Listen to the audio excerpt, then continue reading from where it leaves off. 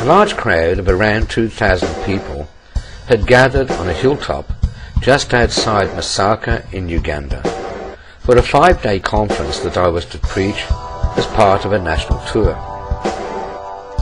As it would have been in Jesus' day, the vast majority of people had travelled on foot for many miles, some 50 or more, taking many days, and for some people more than a week. They carried heavy bundles of belongings on their heads, as well as babies on their backs and small children in hand. Arriving at the hilltop grounds, they slept in the open air, with no electricity or running water during the 5-day conference, and yet not one of them complained of the primitive, makeshift conditions even when it rained. On the contrary, although hundreds suffered serious sickness and infirmity, they were jubilant people, and danced with joy during the times of praise and worship.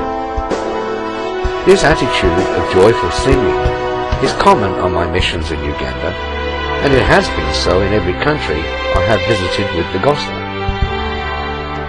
I have discovered over the years that people are simply people wherever you go.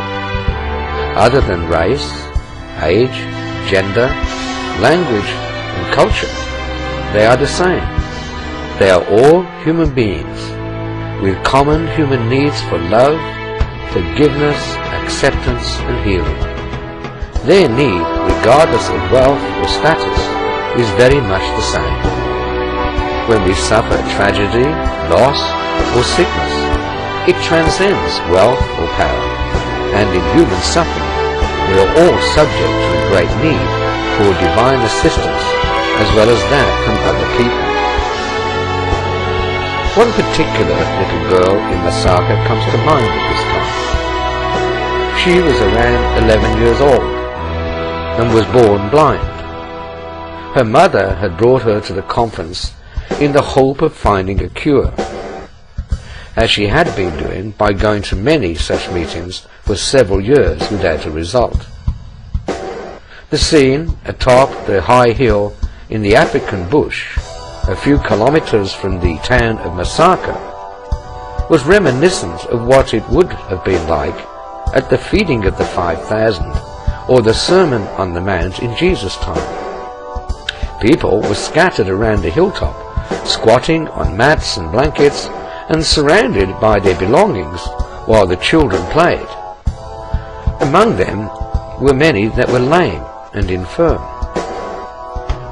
As I walked towards the tarpaulin-covered stage to begin my teaching, around 50 people gathered around me. They pressed in, reaching out to touch me, seeking healing. Then I noticed a shy little girl standing precariously in the crowd.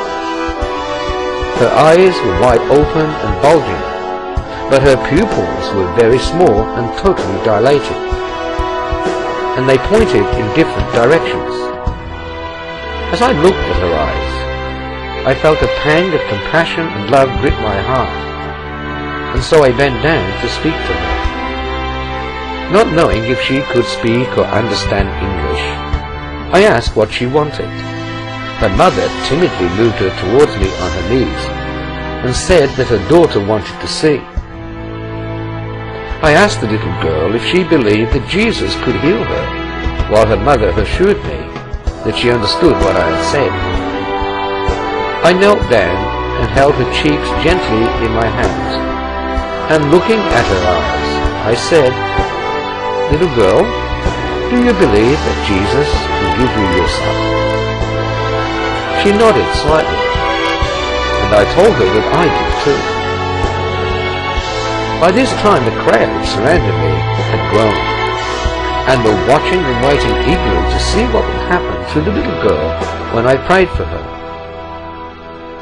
In the background, the sound of African drums and the loud singing of so many people filled the air, and it nearly drowned out my voice. Considering the situation, with so many eagerly looking on, it would have been easy to just touch her on the head, give her a quick sign of the cross as a blessing, and move on quickly because I had to rush to preach, and no one would have questioned it even if she remained blind. However, as I looked at her eyes, my heart filled even more with compassion, and in my mind I decided that she deserved to see. Holding her cheeks gently in my hands, I began to pray silently in the Spirit, not knowing quite what to do. My mind began to rail. I was just about to preach on God's love and power to over 2,000 people, as well as many priests and nuns that were praising the Lord, eagerly waiting behind the makeshift Hessian screen for my appearance, and it was becoming urgent that I attend. I had no doubts that God could heal this little girl, and I was more than willing to pray for that to happen.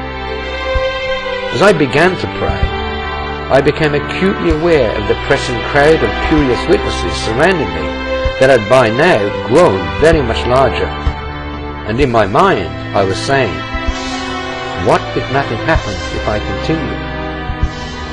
It will invalidate my message and my mission, and the whole 3-week national evangelization tour will be a failure. I could become a byword and laughing stock for ridicule. All these people will see me fail, and it will rob their faith in Jesus. My mind railed with a temptation to do the easy thing, just pat her on the head and leave in a rush to meet my preaching deadline, for which I was now late. Thus my thoughts, and indeed the devil, mocked me by stirring up fear, pride, and vanity. Yet another thought was asking if I was prepared to sacrifice my dignity and my ministry for this one little girl. And so I said to myself, yes, I am prepared to sacrifice it all for her. So what if I look like a fool and lose my ministry and reputation if she remains blind after I pray for her? So what if they never invite me back, thinking that I am a fraud? I am not here for my own glory anyway, but for Christ and this little girl, who deserves so much better, and so the crowd will just have to wait if this takes me too long and I miss the session. Opening my eyes and ignoring the now very curious crowd, I looked deeply into her eyes where her pupils should be, and said to her, "Young lady, do you understand me?" She nodded. "Young lady, look at me. Do you believe that Jesus can heal you and let you see?" She nodded. And then I said in a gentle but firm and encouraging tone, "So do I. Now look into my eyes. Look at me. You can see me. Look at me. Look at me. You have beautiful eyes. You can see me. Look into my eyes. In the name of Jesus, you can see me." While speaking this without any doubts in my mind, and determined not to stop until there was a result, it was clear that she tried with all her might to line up her blind eyes with mine as they quivered and strained to locate them. After a short while, I asked calmly and encouragingly, but with conviction, "Young lady, just look at me. You can see me if you want. Just look into my eyes." At this gentle but firm command, her eyes quivered violently, and then suddenly they came into their proper place, looking directly at mine. Immediately and without hesitation I said, "You can see me now. You can see me." Then a smile came to her face. She nodded and then looked around in wonder and bewilderment. At this, Mother dashed to hug her, and so I parted the crowd and made my way to the podium to preach my message that the people had waited for.